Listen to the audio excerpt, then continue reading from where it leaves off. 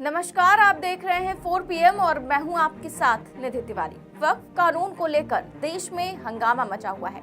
मुस्लिम पक्ष लगातार इसका विरोध कर रहे हैं। विपक्ष ने इसे लेकर केंद्र सरकार को घेर रखा है और तो और बंगाल में तो इस कानून को लेकर ऐसा बवाल हुआ कि हालात ही बिगड़ गए, कई लोगों की जान तक चली गई। और अब आज इस मामले में सुप्रीम कोर्ट में 2 बजे पहली सुनवाई होनी है। लेकिन उससे पहले ही इस कानून के विरोध में जिन लोगों ने याचिकाएं दायर की हैं, उनकी ऐसी रणनीति सामने आई है जिससे मोदी सरकार को झटका लगना तय है। कौन सी वो रणनीति है, आगे आपको बताएंगे और साथ ही ये भी बताएंगे कि आखिर क्यों इस कानून को लेकर बीजेपी शासित 6 राज्य भी सुप्रीम कोर्ट पहुंच चुके हैं। तो आपको बता दें कि 5 अप्रैल को राष्ट्रपति द्रौपदी मुर्मू से मंजूरी मिलने के बाद नया वक्फ संशोधन कानून लागू हो गया है, लेकिन इसे लेकर सरकार और विपक्ष के बीच अभी भी मतभेद जारी है। तो इसी बीच कई विपक्षी पार्टियों ने कानून की संवैधानिकता पर सवाल उठाए हैं और इसे लेकर सुप्रीम कोर्ट में याचिकाएं दाखिल की है। अब इसी को लेकर सुप्रीम कोर्ट में आज पहली सुनवाई होनी है। जानकारी के मुताबिक सीजेआई संजीव खन्ना, जस्टिस संजय कुमार और जस्टिस केवी विश्वनाथन की बेंच ये सुनवाई करेगी। आज की बेंच के सामने करीब 10 याचिकाएं लिस्टेड हैं। इस कानून को चुनौती देने वालों में लोकसभा सांसद और AIMIM प्रमुख असदुद्दीन ओवैसी, आम आदमी पार्टी के विधायक Amanatullah Khan, association for protection of civil rights Maulana Arshad Madani सहित कई अन्य संगठन शामिल हैं। राजनीतिक नेताओं, धार्मिक संगठनों और नागरिक अधिकार समूह ने वक्फ के मौजूदा संशोधनों की आलोचना की है और साथ ही उन्होंने तर्क दिए हैं कि ये कानून मौलिक अधिकारों का उल्लंघन करता है। अब याचिकाकर्ताओं ने सुप्रीम कोर्ट से मामले की पूरी सुनवाई होने तक कानून के लागू होने पर रोक लगाने की भी अपील की है। वहीं केंद्र सरकार ने भी सुप्रीम कोर्ट में एक कैविएट दाखिल की है। सरकार ने अनुरोध किया है कि बिना उनका पक्ष सुने कोई भी अंतरिम आदेश पारित न किया जाए, उनको पहले सुना जाए, उसके बाद ही आदेश पारित किया जाए। दरअसल इस कानून पर मोदी सरकार की स्ट्रेटेजी ये है कि ज्यादा से ज्यादा इस केस को उलझाएं, बड़े से बड़ा वकील खड़ा करें, आर्गुमेंट को फंसाते चले जाएं। ये उनकी एक रणनीति होगी और इसके लिए सरकार पूरा जोर लगा रही है। तो फाइनल जजमेंट में तो बहुत समय लगेगा, हो सकता है महीने लग जाए, साल लग जाए या साल से ज्यादा लग जाए। ऐसे में क्या इस केस के लिए बरसों तक इंतजार किया जाएगा जब तक फाइनल जजमेंट आता है? तो जवाब है नहीं। विपक्ष की रणनीति कुछ और है। विपक्ष की रणनीति ये होगी कि फाइनल जजमेंट से पहले इस कानून पर कोई स्टे लग जाए। जी हाँ, दरअसल इस कानून पर अमल करने पर रोक लगा दी जाए कि जब तक फाइनल फैसला आता है तब तक रोक लगी रहे, स्टे लगा रहे। और स्टे लगने से जो सबसे बड़ा फायदा होगा वो ये है कि जिन राज्यों में बीजेपी की सरकारें हैं वो ये कोशिश कर रहे हैं कि इस कानून को तुरंत अमल में लाया जाए। इसी को रोकने के लिए स्टे बहुत जरूरी है। तो अभी फिलहाल जो फोकस होगा विपक्ष का वो किसी तरीके से स्टे हासिल करने के लिए होगा और उसके बाद इसकी सुनवाई चलती रहेगी और अंतिम फैसला जब आएगा तब देखा जाएगा। तो ये रणनीति विपक्ष की है इस कानून पर स्टे लगवाने की। अब इस कानून पर स्टे लगाने की उम्मीद इसलिए ज्यादा जताई जा रही है क्योंकि ये मामला चीफ जस्टिस सीजेआई खन्ना की बेंच के सामने है।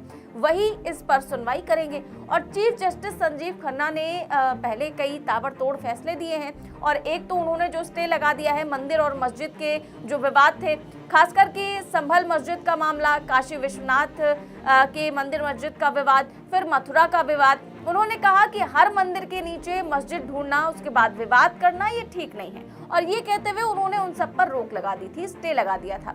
तो एक बड़ा ऐतिहासिक उन्होंने फैसला दिया था, कुछ महीने पहले की बात है।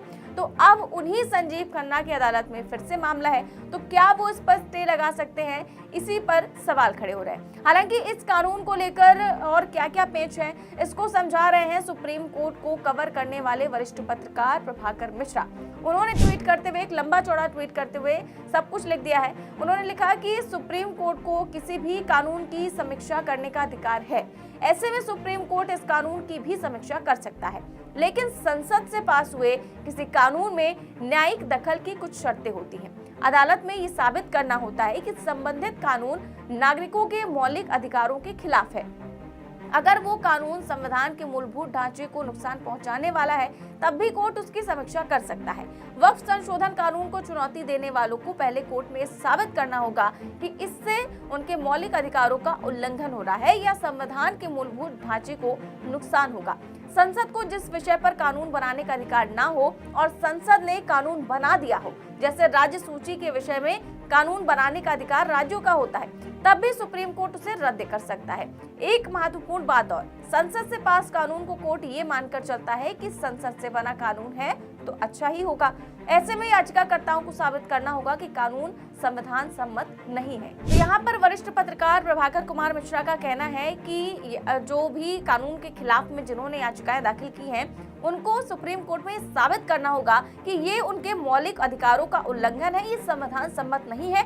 इसके बाद ही कोर्ट इस पर स्टे लगा सकता है या फिर इस पर रोक लगा सकता है, उससे पहले इस पर कोई भी बात नहीं बन सकती है। इस बीच बड़ी खबर ये आ रही है कि 6 बीजेपी शासित राज्य भी इस कानून को लेकर सुप्रीम कोर्ट पहुंच चुके हैं। उन्होंने सुप्रीम कोर्ट का दरवाजा खटखटाया है। अब आप सोच रहे होंगे कि आखिर बीजेपी शासित राज्य कैसे इस कानून का विरोध कर सकते हैं, तो मैं आपको बता दूं कि बीजेपी शासित राज्यों ने इस कानून के विरोध में नहीं बल्कि इस कानून के समर्थन में याचिकाएं दाखिल की हैं। जी हाँ, खबर देखिए, लिखा है वक्फ कानून के समर्थन में सुप्रीम कोर्ट पहुंचे भाजपा शासित 6 राज्य, आज होनी है सुनवाई। तो हरियाणा, महाराष्ट्र, मध्य प्रदेश, राजस्थान, छत्तीसगढ़ और असम ने कोर्ट में अलग अलग याचिकाएं दाखिल की हैं, जिसमें ये तर्क दिया गया है कि ये कानून वक्फ बोर्ड और इससे जुड़े मामलों में सभी तरह की विसंगतियों को दूर करने के लिए लाया गया है और अदालत इन सभी बातों का ध्यान रखे सुनवाई के वक्त। तो अब इस चीज को लेकर के बीजेपी शासित राज्य भी पहुंच चुके हैं और जैसा कि आप जानते हैं कैविएट तो दाखिल करी ही है सुप्रीम कोर्ट में सरकार ने, तो अब सुप्रीम कोर्ट को इनका भी पक्ष सुनना होगा। इसके बाद ही सुप्रीम कोर्ट कोई फैसला ले सकता है। फिलहाल आपको बता दें कि आज जो भारत के मुख्य न्यायाधीश सीजेआई संजीव खन्ना की अध्यक्षता में सुप्रीम कोर्ट की 3 जजों की पीठ दोपहर 2 बजे इस मामले की सुनवाई करेगी। पीठ में जस्टिस संजय कुमार, जस्टिस के वी विश्वनाथन शामिल हैं। फिलहाल देखना ये होगा कि कोर्ट आज इस पर क्या फैसला सुनाता है। देखते हैं क्या कुछ होता है। फिलहाल इस खबर में बस इतना ही। देश और दुनिया की तमाम बड़ी खबरें जानने के लिए देखते रहिए 4 PM न्यूज नेटवर्क। नमस्कार।